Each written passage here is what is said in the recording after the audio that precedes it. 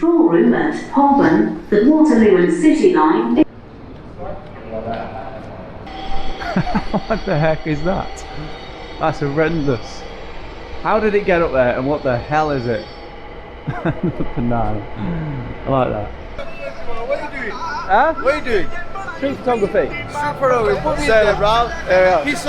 Peace everyone. Have a good day, man. Good to see you. I love London. Bonkers. Yeah, oh, witness him get ran over. I hope I didn't distract him. If one more person today tells me I need to come down on the weekend to see quirky, funky looking people, interesting characters around this area, I'm gonna go nuts. Everybody seems to think that it's like dead during the week and you've got to come at the weekend. Anyway, that's frustrating when I'm down here doing some street photography, in particular looking for street portraits of quirky individuals. But yeah, what I wanted to talk to you about was this camera.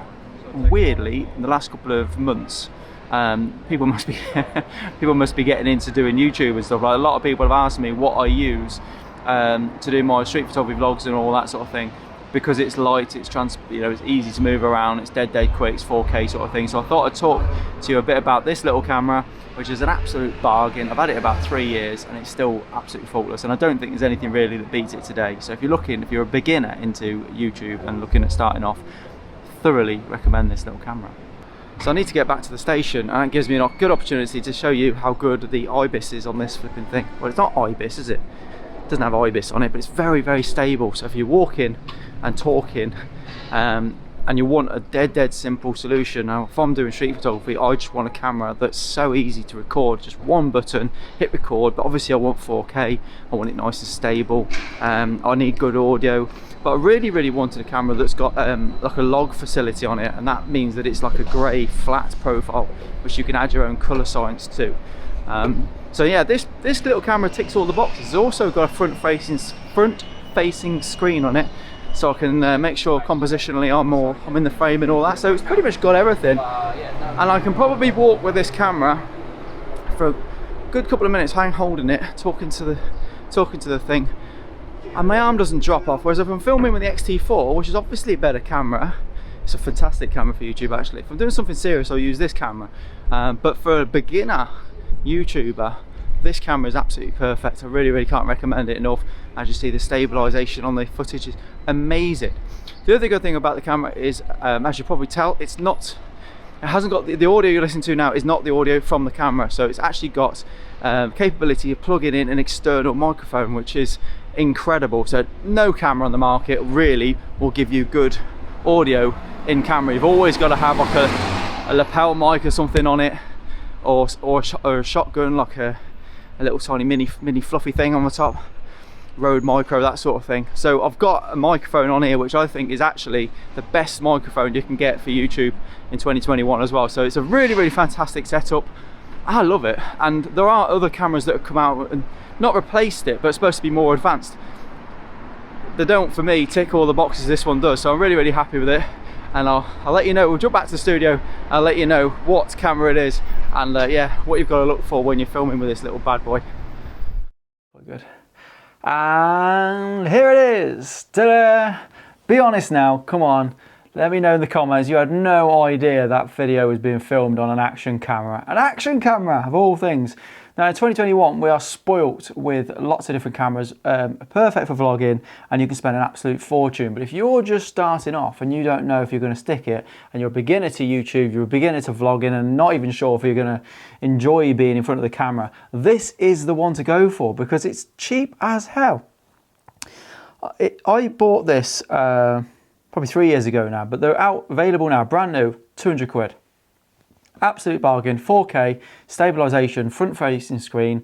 The footage is good, you know, the audio is amazing. This is the Deity D4 Duo mic, I'll just show you that. Now this is the best vlogging camera in the world, bar none. It's got a microphone on the front and a microphone on the back, and there's a switch there that you switch front just to be stereo on the front one there, so that's just that microphone working, and then switch it backwards and you've got the front and back mono, which I normally leave it in, to be honest with you. You don't need stereo for a microphone, especially for YouTube. You just don't need it.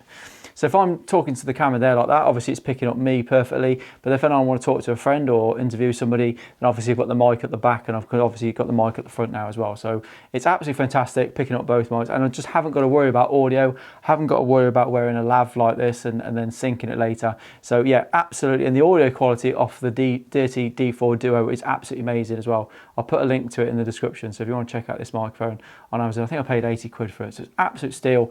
Amazing audio quality, and yeah, very, very, don't weigh anything either. It's, makes the Rode Video Micro look absolutely pointless in my opinion. So it's also got an output jack on the side of it there. So if you've got a Rode Wireless Go or something like that, you could plug something in the side of it and you can actually get a wireless microphone system out, using that as a switcher as well. So yeah, really, really awesome setup. Anyway, the DJI Osmo Action, that's a mouthful, DJI Osmo Action camera has been around a couple of years, so more reason to pick them up now because they're still fantastic. Now if you're looking to do really, really creative cinematic style vlogs, then no, this is not the camera I recommend for you at all. Unfortunately, you've got to spend the money, you've got to get the proper prime lenses, you've got to be able to do the focus pulls, you've got to do the shallow depth of field and all that malarkey.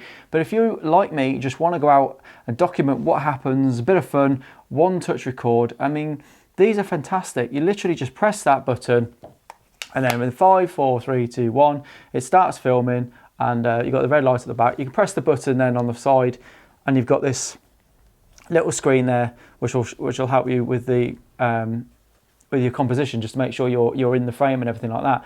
But it's a wonderful thing. You just don't need to worry about it. You just press the button and it's good to go. The only thing I'd say is with these cameras, with any small sensor cameras in low light, if you're going to be filming in low light, absolutely no chance. They're dreadful, really. You're going to need a proper camera like the X-T4, which I'm filming on now. They're a much, much better camera. So with these cameras, they're great in good light, great outdoors, but in low light, they fall apart very quickly. But with this camera, you can actually shoot manually. So if you know that if you can sort of feel it getting a bit dark, you can put this camera, if you're not already shooting in manual, you can shoot this camera in manual, and you can tell it what shutter speed, what ISO and all that. So you've got control over the video quality. So I think it's a fantastic little system, and one of the reasons I love it so much is just because it doesn't interfere with my ventures, my going out. I go on the mountains with it. It's been bashed on rocks because I'm trying to climb a mountain, or I'm doing street photography out in the rain. It's been soaked 1,000 times. I mean, I'll put a link to the video that I was filming whilst I did that video, so you can watch that, and we did get soaked in that as well. So the camera stands up. It's a waterproof camera, and it's obviously with this Cineva adapter, which is what you plug the microphone into the side of it. It does obviously weaken it to a point, but that's actually got a weather seal there as well. So it's just a fantastic little camera, and I just want something that's reliable, that's 4K, that's stable. I can't get that back in now because it's got the there. That it's got the mic adapter on it, and it just gets out of the way, and it's just nice and simple. So obviously I've got the better 4K, better X-T4 if I want to do anything more cinematic or professional looking. But just for a general walk around, if you're starting off on YouTube and you don't know if you're going to like it or not, then I can't recommend this enough. Now then, elephant in the room, you might be wondering why I wouldn't recommend the GoPro Hero 9, which we're at the minute. Now, my experience with GoPros is pretty dreadful, to be honest with you. I've not got on very well. I've had the 5, 6, 7 and 8, I think, and every single one of them has had lockup issues. I've had to take the battery out, they're frozen. I've had it saying it's recording when I've pressed play then to look at the footage, there's been no footage there. Formatted cards, I've been on the phone to GoPro. Every single one of them has had issues. And when I went over to the DJI Osmo, I was literally buying it mainly. I didn't expect it to be better than the GoPro, but I expected it to be more reliable, so that was the reason I went for it. And to be honest with you, I actually find it easier because I love this camera because it's got a log facility as well, so I can film in what they call D-Cine like or something like that, which is like a flattish profile. So that means you can edit it later and get more customization with the editing. Also gives you better dynamic range, so you get to retain the detail in the sky, you get to retain the detail in the tones, and you're not like crushing your blacks or clipping your whites. So it's really, really good for that. Now I really want to get the Hero 9. I've been so close on several occasions to pulling the trigger on it, but then I read the comments on Facebook and how unreliable they are, and it just breaks my heart that GoPro still haven't solved their reliability issues. that, and to plug a microphone into the side of it, you've got to have that media mod, which makes it a lot bigger than this. A lot bigger than this. It's a good 1.5 inches bigger than this with a media mod on it, and to plug that in. So it's a good inch anyway. So for me, yes, it's going to be a better camera, but it's just reliability. This is 4K, the stabilised. I actually think the stabilisation on this is as good as, if not better, because I've actually seen results with the Hero 9 where the background looks like it's shaking and then the person looks perfectly smooth, but the background looks like it's shaking. So I actually think I prefer the stabilisation on this over the Hero 9 anyway. But anyway, vlogging wise, you've got your front facing screen. It's a fixed focal length lens, so you're not worrying about it missing focus or anything like that. If I've got the camera facing me like that, as long as I'm more than a foot away from the camera, I'm going to be sharp. Then if I turn it that way, because it's focused at infinity anyway, it's going to be sharp and in focus anyway. So you haven't got to worry about things like the focus missing or anything like that. Just another thing that you don't have to worry about when you're vlogging. So really, all in all, the only thing I don't recommend is this tripod, because I seem to pick up audio noise with the positioning when you're holding it with your hands. I don't know if you heard it in the video. It seems very, very sensitive, so I'm going to look at a better one that's got a bit more dampening, that doesn't sort of pick up all the audio. But no, absolutely fantastic, and I can't really recommend it enough. I think even if you did start YouTube and then a year's down the line or 6 months down the line decide you didn't want to do YouTube or you wanted to upgrade, you could sell this for next to no. I mean, get one of these second hand for less than 200 quid. You're not going to lose any money if you stuck it on eBay and sold it then afterwards anyway, even if you didn't want to do it. But that microphone, if you did decide to upgrade, that microphone is going to do you well for years to come, I promise. It's absolutely amazing. The audio quality is fantastic on it. So yeah, literally yesterday as well, somebody asked me about what microphone and stuff I use for my street photography. Because let's be honest, you probably didn't know that was an action camera, did you? I mean, the smart ass amongst you maybe did. But I think it's fantastic. And in 2021, I don't think I'm going to try and resist the Hero 9 because I just don't think the reliability is going to be there for me. So I'm going to stick with this because it's never, ever put a foot wrong. Anyway, I'll leave it there. I don't think there was anything else I was going to mention. Weatherproofing being a massive thing. Nope, that's everything. Did it in one. Anyway, I hope you enjoyed the video. If you're not already a subscriber, please do hit the subscribe button and the like button. Drop me a comment. Let me know what you would go for as a beginner YouTuber, because you can spend a fortune. You can go, if you've got all the money in the world, then by all means go for it. But yeah, definitely as a beginner, absolute no-brainer. Anyway, I hope this video helped, and I'll see you again soon. Thanks for watching. Where are we even going now, Fabian? We are near Fitzrovia, going towards Oxford Street. Near what? Fitzrovia.